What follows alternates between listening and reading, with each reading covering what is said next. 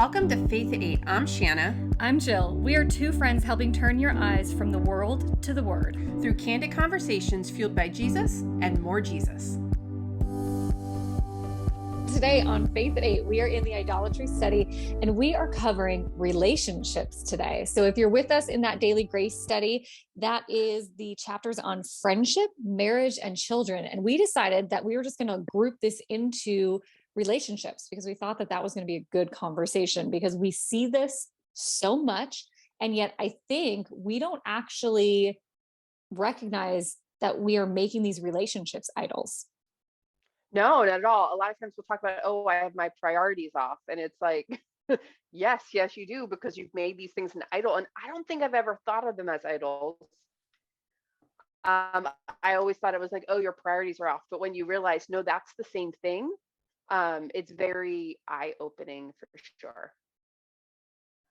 Yeah. And it's one of those areas where if you start to look at where is your time going and you look at your calendar and you look at where you're putting your time, energy, effort, and you're going, wait a second, are these things starting to come before my time with God? Are they starting to come before, making sure that I really am okay before you start to pour into these relationships? It's kind of one of the markers of maybe I've got my priorities wrong and maybe I'm actually idolizing my marriage, my, place in the home as a mother, or even those friendships.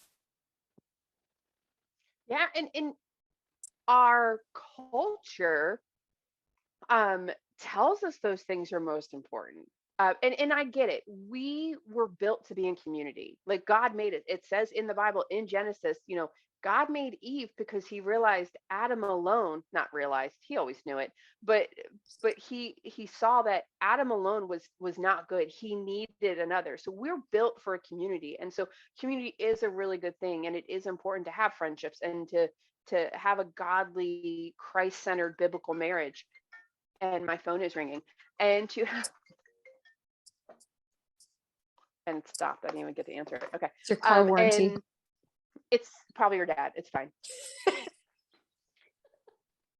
and it is good to have a strong biblical marriage, and it's a blessing. God tells us the blessing to have children. And so I think is what it is we just take these things, these relationships that are good and are given by God, and we forget about the creator who created them, and we put them on the same level as the creator. And I get that because we don't see God face to face, but we see these people face to face. And I do think the friendship one has probably gotten the worst because we now all of a sudden include all these social media people as friends too, and how many followers do I have and stuff like that. And we can even start putting those, I don't call them fake friendships because I have friends that I've made off of social media that are real friends, but these more screen-led friendships over God. And we spend all this additional time building and cultivating those above and beyond the time we spend building and cultivating a relationship with Christ. And I love how you put that, are you putting that time, energy, and effort into these relationships more than you are building that foundation with Christ? And I think too, really taking a mark of if I take a friendship or if I take my marriage, like, can I see God in those friendships, or can I see me? Because you may have friends that are not Christian. That doesn't mean that you can't be friends with them, right? But it's, are you bringing that Christ-centered friendship from yourself into that relationship? And if not, and you're putting a lot of time, energy into that friendship, you may be utilizing that as an idol. Or if you're starting to think, well, if she's mad at me or he's mad at me, or if this is, then that makes me feel or defines me a certain way. You are now identifying yourself as whatever you are in that friendship or that marriage or as a mother versus who am I in God? Who did God create me to be? And that's a dangerous place because you get hooked in by the world and what they're saying you should be. And now you're totally looking away from what the word and what the truth says that you should be. Yeah, and I think it's also to piggyback on that, when we start putting our expectations on these relationships, because we're like, well, that, or we start like building up these things. Well, my spouse or my friend or my children did this, and that's what it says about me, because we put all these expectations on them because the success of that friendship or the success of your marriage or the success of your children, that's what decides if you're successful or not. That's what it makes it so that you can be like, oh, I'm such a good person. And I've talked about this, like I have struggled with my children's salvation and thinking that it's my responsibility. And that now that I'm a stay-at-home mom and I'm homeschooling them, like, well, if they don't find Jesus, it's all my fault. And no, like that's not my children's salvation is not my responsibility. Discipleship is. Me discipling to my children is 100% my responsibility, but their salvation is not. That is in God's hand, and I need to trust him in that. And when I start taking on that burden and deciding that it's me, oh, I'm gonna save my children. Please, I did not die on the cross. I'm not saving my kids for anything. Then that is me seeing it as being an idol. And it's so interesting because I have in many parts of my life that has been an idol and I didn't even realize it. I just thought, oh no, I'm being a good Christian mom. I'm being a good Christian mom, so I'm doing all these things to make sure that my children are Christians their whole life. I've also done that where you saw the Christian family and the kids went away from faith and you're like, they must not have been very good Christian parents, and judge them, or even been like, what are they doing? Because I don't want to do what they're doing, and judge them. And that's an idol too. And so when we are putting these expectations on our relationships, and when those people don't meet our expectations, we feel as if we are failures. It's one, super unhealthy, but that's a huge sign that you are having you're idolizing that relationship. And it's such a good point. And recognizing what are you putting on the response of either the other person or of the world based on your actions or your behaviors. Like if you can't go to that other person and have an honest conversation, say, this is how I'm feeling. It's not you, it's this is how I'm feeling, and I'm allowed to feel this way, but this is what's happening, and walk through that. That is coming from a grounded place, being in faith and saying, I honor what is going on here, versus coming in and saying, well, this is what you did to me, and so how I'm feeling is your fault. And you're sitting there going, wait a second, like we are humans, we all have these choices and views and all of that. So it's interesting because I can see different times in my life where I have either seen friendship as an idol or the other person has, and I've been like, oh, whoa, wait a minute, like that's not anything that I had ever guessed was happening. And I always go back to is when I had created Pile of Rocks, the biggest question that I stepped back into is who's going to be there when I lose everything. And as much as I love all of my friends, there are a very small amount of friends that I would assume would be at my deathbed. Like I know my husband and my kids, like that's who 100% would be at my deathbed. But my friends, like, I don't know, like at that point of life, there's things that just change. So when I'm making decisions and when I'm really putting that energy and effort into the relationships and what I'm doing, I go back to at the end of my day, who's going to be there? And that's who I need to make the decisions for. And also that's who I need to recognize is their feedback is what matters to me. Like that's where the gauge of, how am I doing actually matters. That these friendships are good gauges, right? Because in the emotion studies, we talked about emotions are gauges, not guides. Yeah. So friendships and marriage and the parent-child relationships, those bring up emotions that are really good guides to how are we doing, but it's not the end all be all of let me put this relationship, right at front and center, because that's not actually what is important. Yeah, and when you talk about the gauge, it's so interesting. So oftentimes you'll talk to them, oh, well, that person really hurt me. And when you start hearing what that other person did, and you're like, is it really that the person did something, or you were hurt because you've made something up in your head? Like you've made this thing, well, they did this because, or maybe their life doesn't revolve around you. Maybe they didn't wake up and be like, oh, I'm going to invite everyone to go do something and not this person. Or, oh, I'm going to go and I'm going to put a text thread together, but I'm not going to include this person. Like maybe it actually has nothing to do with you. And when we start assuming that it's all about us, we're not only idolizing that friendship because we're expecting that we're the center of that person's life, but we're also starting to idolize ourselves, putting us at the center of everything as well. And that balance has to be there.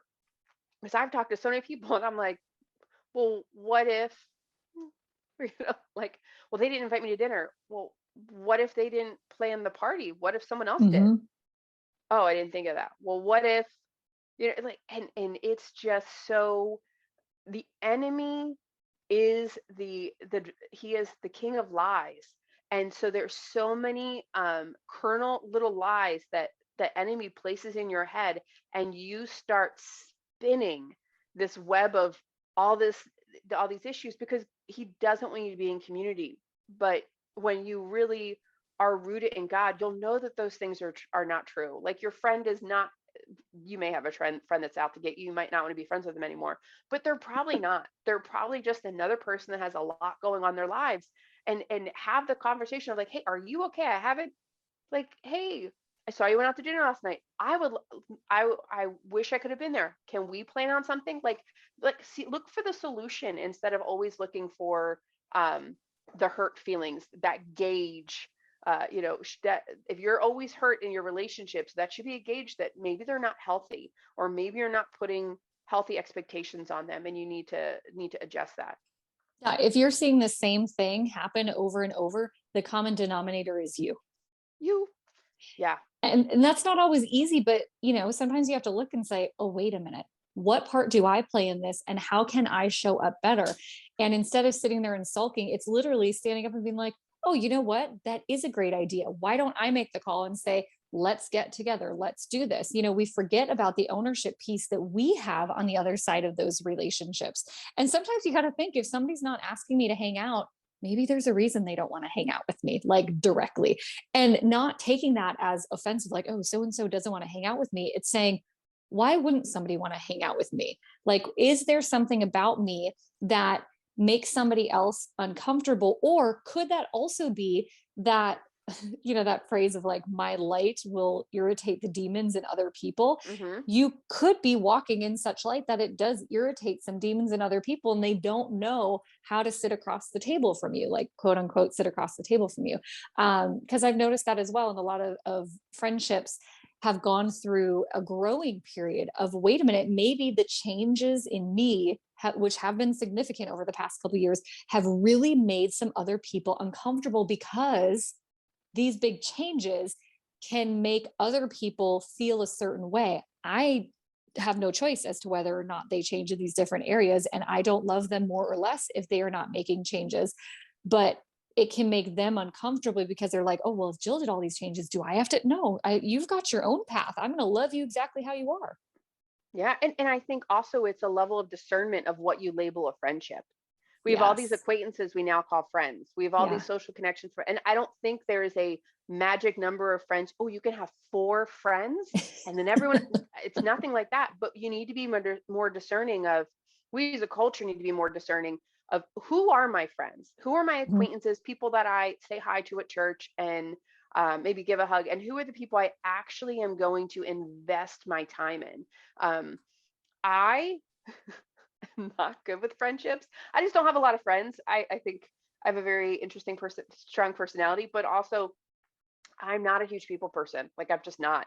And I actually wrote this year, like, I wrote down a list of 7 women that I am going to make sure that I have, like, either fellowship with their family each month. And these are women I'm going to invest in, and I am going to serve with my time, because I know that it's important to be in community.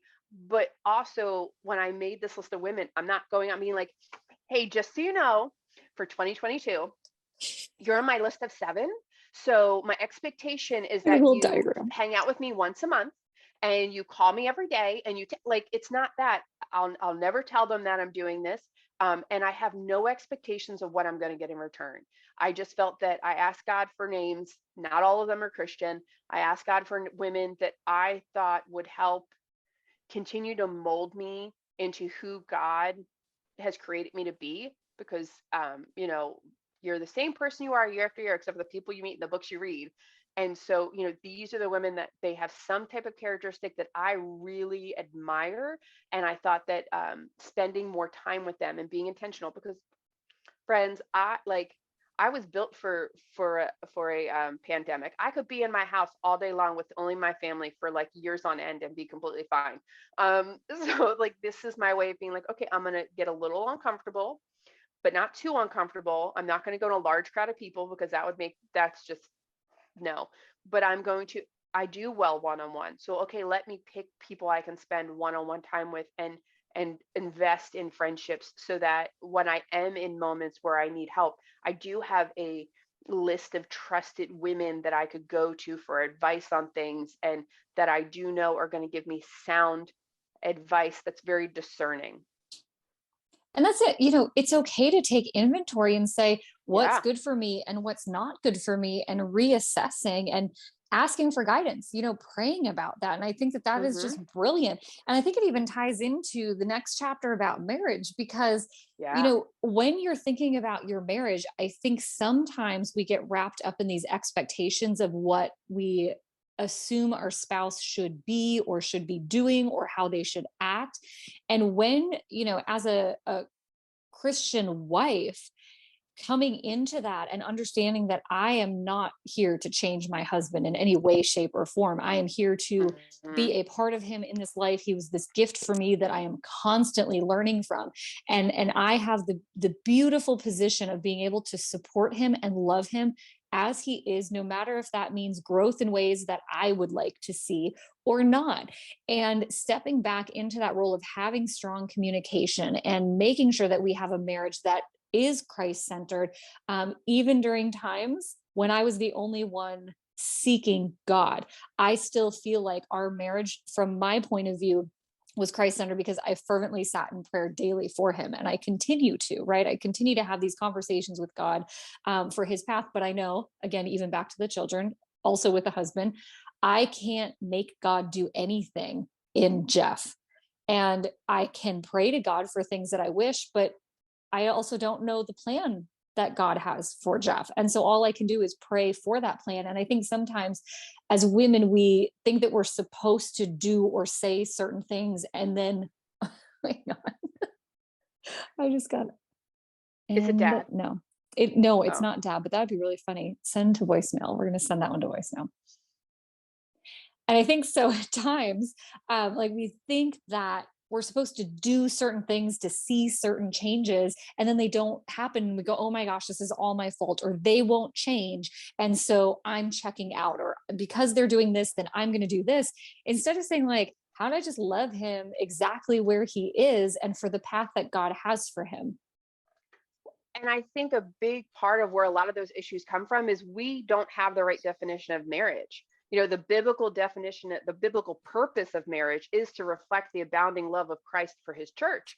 And so if that is the biblical purpose of it, well then are we actually even viewing our marriage as such? We live in a culture where people are playing house and they call it marriage, and that is not marriage. How Mhm. many people I just said, I was talking to someone and she said my husband. I was like, oh my gosh, girl, I had no clue you got married. She goes, oh well, not like officially. I'm like, oh, oh, okay. Well, then why are you calling him your husband? Like that's not your husband. That's not. Um, but also we start putting these expectations on our spouses because we have this. This is the female. Basically, we see our husbands as the male version of our female best friend. And so we have this, oh, we're going to be besties and we're going to do this thing together. And that's not it either. And we have to remember, Jesus was hanging on the cross and he was asking God to forgive those that hung him on the cross. He literally was, they do not forgive them. They do not know for what they have done. So when we see our spouse, is it that we are like, oh, well, I want a biblical marriage. So he needs to go to church and he has to serve and he has to do this and has this and putting all these expectations? Or are we just serving him like Jesus served served the people? You know what I mean? Are we pouring into our spouse and showing them love? And love is being patient with them, being kind with them, being gentle with them. That is love. Not keeping a list of wrongs.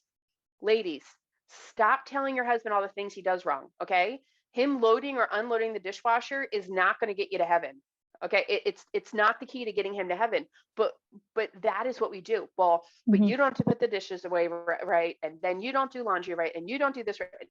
That's not what marriage is supposed to be about. And it's not a matter of like, oh, who's supposed to be the breadwinner of the house and who's supposed to be. It's not that. It's, are you serving as God commanded us to as wives? And that is the role. Are you allowing your husband to lead? Lead doesn't necessarily mean finances. It means Mhm. lead your home. And are you serving him so that he can? Alex and I have sometimes been on the same part of the journey, sometimes a little off. A lot of times I thought he was way closer to where I was at than he actually was. I learned later, he's like, oh no, I was just doing it to make you happy. I was like, oh, well, look at that. I thought you were way further down that path than you thought. But you know, my husband and I would say we were 50% the same and 50% polar opposites. And but God gave me him, and I see him as the gift that he is, and he is my husband because he has asked me to be his wife, and we have joined in that covenant, and that is a promise that is never ending and broken. And we sit in these toxic women sit in these toxic relationships because they want to be married so bad, or they sit in these marriages where they think that like their husband is their pet and they're supposed to pull on the leash, and none of those things actually are the image of what God has created marriage to be. And our culture has gotten it so horribly wrong, and it is infiltrating the church. And proof is, friends, the divorce rate in the US is 50%. The divorce rate in the church is 50%. And that's proof that the culture and the world has infiltrated our marriages inside the church. And we have to put a stronghold and say no more. Absolutely not. And what I really love in the Daily Grace study, and I'm going to read this because verbatim, I like highlighted, circled, and I was like, if there's only one thing I walk away, it is this part. I'm wondering if it's the same part I circled and highlighted. It probably is. If our spouse is seated on the throne of our hearts, we will expect our spouse to display the attributes only God can possess.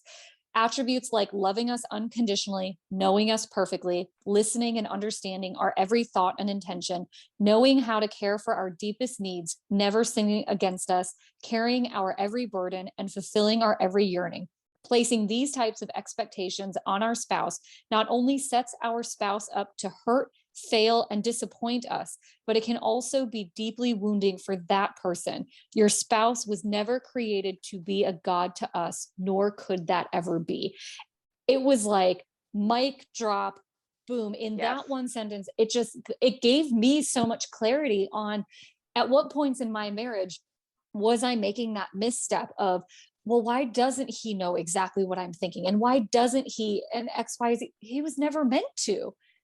A human was never meant to know all the inner workings of me. Like that is only God's position. And that part just gave me such clarity on where can I release some of the areas that I get frustrated on because I'm placing attributes of God on my husband versus leaving the attributes of God on God, and understanding that my husband and I are supposed to be working together. And that doesn't mean that us working together, one of us is ever perfect, because that will never happen. And yet the world teaches us that we're supposed to be able to get on the level where, of course, my husband knows exactly what I'm thinking and doing, and they're there and they're never going to sin. And it's like, whoa, I don't know. But that one passage, I just want to like cut it out and put it on my wall so I can see it every single morning. Yeah, and I loved a few sentences after that. They said, when two sinners are united together in one flesh, there will undoubtedly be shortcomings, failures, and sins against one another. And you are two sinners. You are two sinners that have come together, not two perfect people. You're perfect provisions for each other, but not perfect people. And we do so often get it so wrong. And I know there are so many marriages because we come from this culture of, oh, my one true love, or my soulmate and stuff like that. And we've put these expectations around a marriage. The second it gets hard, we go, oh, that's not the one for me. That's not the one for me. Because if it was the one for me, we would never argue or fight. If it was the one for me, we would always have perfect days. If this person was my soulmate, then this wouldn't happen. And that's just not realistic, because or even I have a friend that once told me, well, my husband should know. I'm like, why? She goes, what do you mean? I'm like, why should your husband just know? Yeah. Like, you have this expectation. Have you told him before? She's like, well, no, he should just know. I'm like, how? My husband and I have been together 15 years, and not this Christmas, but the Christmas before, we drove to Pennsylvania, and he was so sweet, and he got me coffee, and he put hazelnut creamer in it. I hate hazelnut creamer. I think hazelnuts are the most disgusting nut on the planet.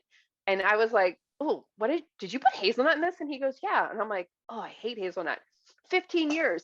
It never had come up that I hate hazelnuts. Like, no, your spouse is not going to know everything. So why are you putting these expectations? And I didn't sit there. It's because he doesn't love me and he doesn't listen to me. It's because it's never come up, because he doesn't do the grocery shopping. I do. So how would he know that I always buy vanilla creamer? Like, he's just not going to know that. I know that he drinks his coffee black, like, because that's a really easy coffee order. That's the reason why. And we take these little tiny things and we blow them up. As if this is a sign. But it's not. It's a sign that apparently your husband didn't know that you don't like hazelnuts. He never noticed you picked those out. But I love that. They can't know what they don't know. Like, I can't know what I don't know. And a little bit of background is I had a marriage before my current marriage, and that was not grounded in God. When we were going through the process of getting married, and yes, we had, I want to say like a quote unquote Christian service, like it talked about God, but I didn't understand what that actually meant to have a Christ-centered marriage. And there was no part of God that we brought into the marriage. And so when I look back at the missteps and I look back at how much was focused on me and us and him and the work, like we talk about work being an idol and that stuff, I just go, no wonder that there was so much failure within that marriage, because it truly was a marriage of the world. It looked good. It was what it was supposed to be. It was the fairy tale that I was taught by the world as, this is what you marry, everything's going to be okay. And yet I was so empty inside. And during that time, I kept trying to fill that void with things that would make me feel better, that never ultimately made me feel better. It just made me feel more empty, more lost, eventually, working on sabotaging the entire thing. And it was also the greatest gift, because I was able to understand and look back and reflect and say, okay, I'm not doing that again. And when Jeff came into my life, on one of our first dates, he handed me the 5 love languages and he handed me Captivating. And he said, I want you to read these. And I go, these have Jesus in, and this is not where I'm going right now. And he goes, just read them. And reading them, I was able to uncover so much of how I was created as a woman and how to love somebody else. And I was like, what? This is just not, it was like these little baby steps. And looking back, I can see how God was always there. Always there. It was just, when did I uncover my eyes to actually see him working, even in the hard times, even in the most challenging times? God was there working, but it was whether or not I was appreciating, oh, hang on a second. This is where I'm being pulled to, and I need to go in that direction. Yeah, a new trend, I'll call it, I've seen in a lot of Christian ceremonies is actually the husband and wife, the bride and the groom, washing each other's feet. Now, part of me is like, wow, getting my husband's shoes off, that would be like a whole process. But outside of that, I think it is a really beautiful thing that they're doing, because that is what Christian marriage is. It is washing the other. It is putting yourself lower than the other, not in a way that your spouse should lord over you, but as in you were serving that person and you're putting their well-being as a priority in your life of, how am I going to serve this person and love this person well. And Alex and I were Christianish, so our ceremony, I think we didn't even have a Bible verse in it. Like, Alex's uncle got ordained on the internet and we called it whatever. But I think that when I look back, I'm like, oh, I wish we did that back then, because I think it really is a really good symbol of what marriage is actually supposed to look like. It is the other person kneeling down in front of the other person and saying, hey, I'm going to put your well-being and your interest on a higher level than my own, and I'm going to wash your feet, and I'm going to serve you and serve you well, and then vice versa. Because so often in marriage, it's, oh, well, this person didn't. Yeah, but you can't change your spouse, but you can change you. You can change the way you react to your spouse. You can change the way you treat your spouse. You can change the way you serve. You can change all that, but you can't change them. You're only in control of you.